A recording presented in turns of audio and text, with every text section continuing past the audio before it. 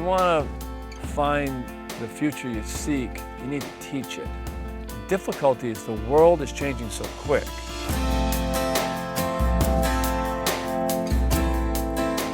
If we want to have a world that's going to be sustainable, you need to teach children sustainability.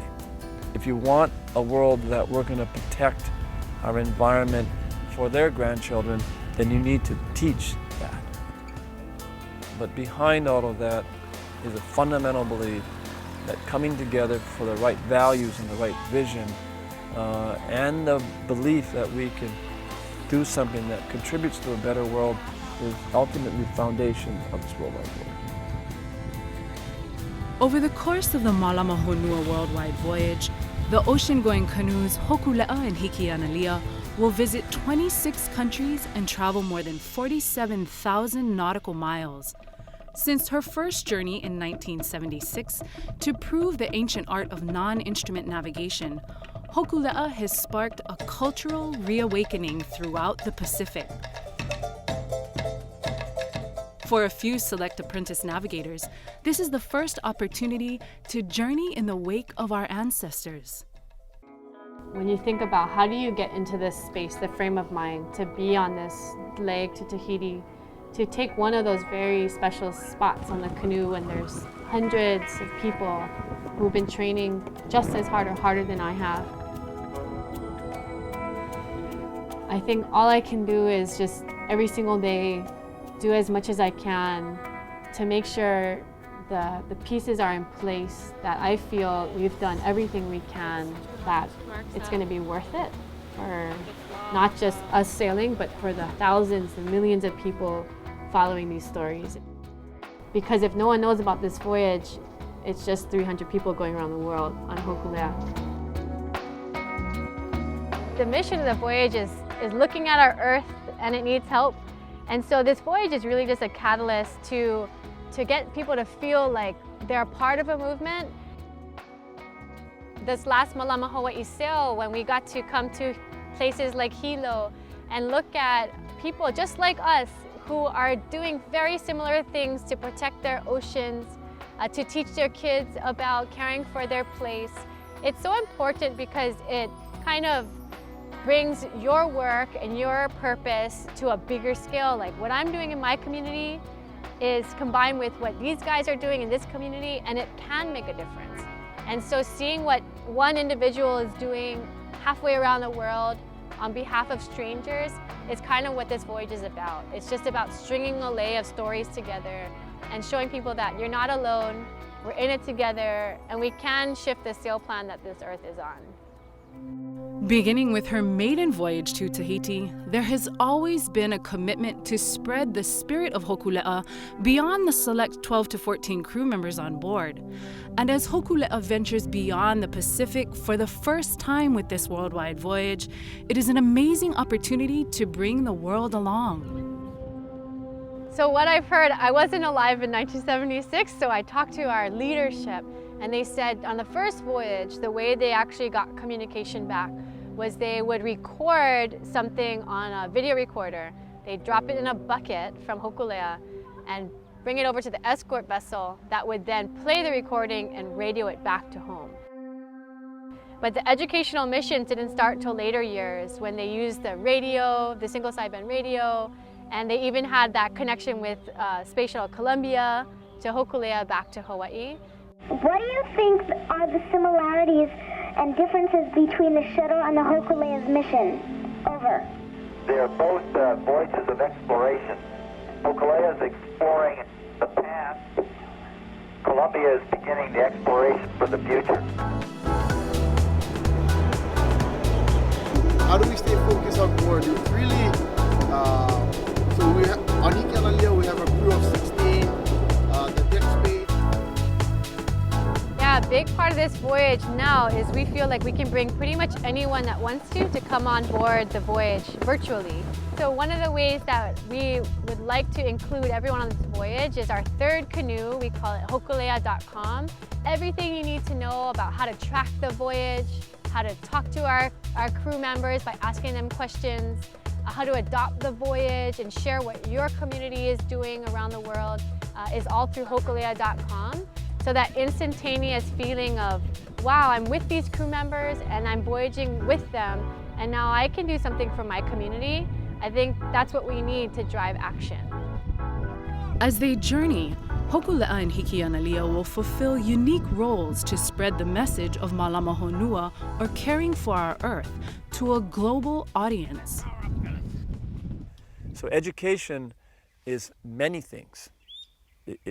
Education can be from the mind of the navigator and the eyes of the navigator on a traditional voyaging canoe called hokulea that depends on watching nature to survive.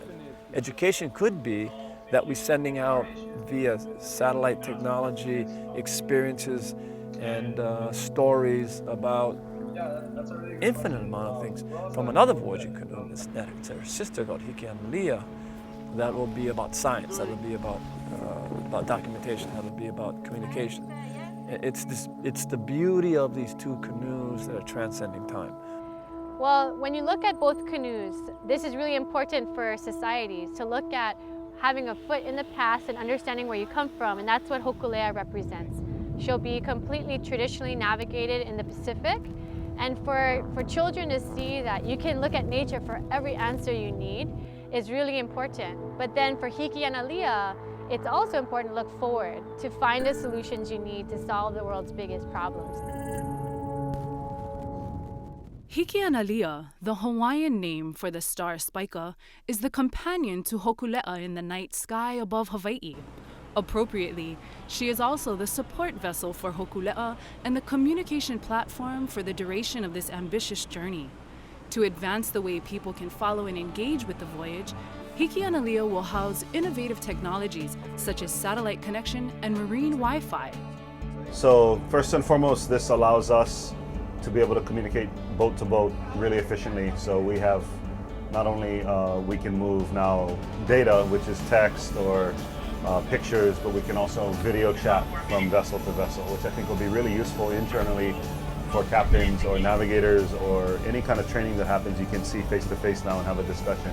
Secondly, I think it's really important to be able to provide for some of the educational products. So basically, we can send images, live images from Hokulea to Hikianalia, and then from Hikianalia up the satellite down back to OEB-TV. So it gets us live images from canoe to canoe and then from canoe back to home. So this is the critical link in everything. There's been various variations of this over the years, but I think we're really pushing on the edge of what technology will allow us to do.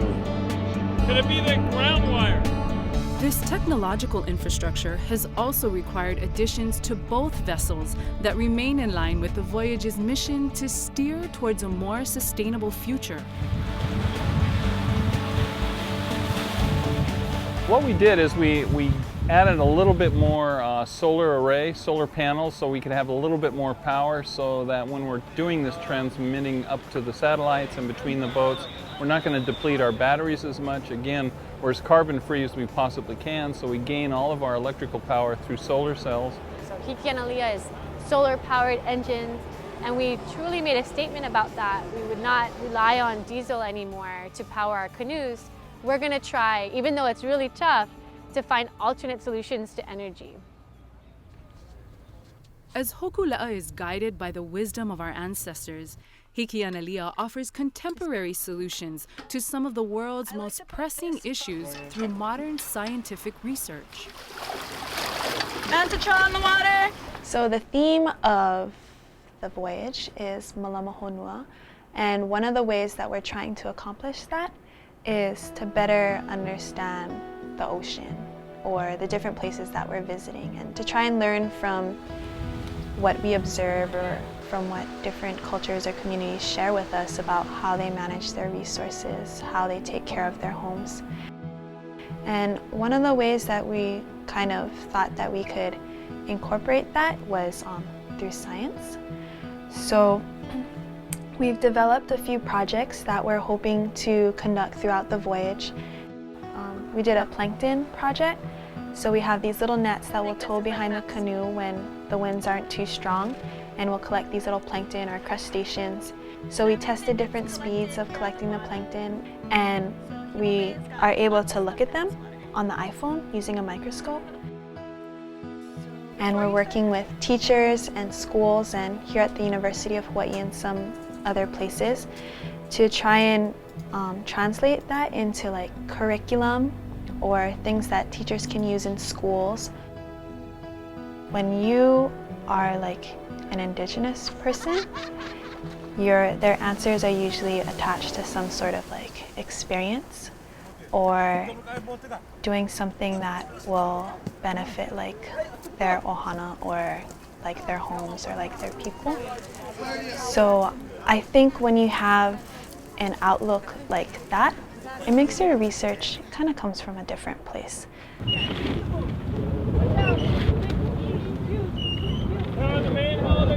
Each of the crew members that are fortunate enough to sail on Hokula'a and Hikianalia foster this collective spirit as they bring along countless families, friends, and supporters.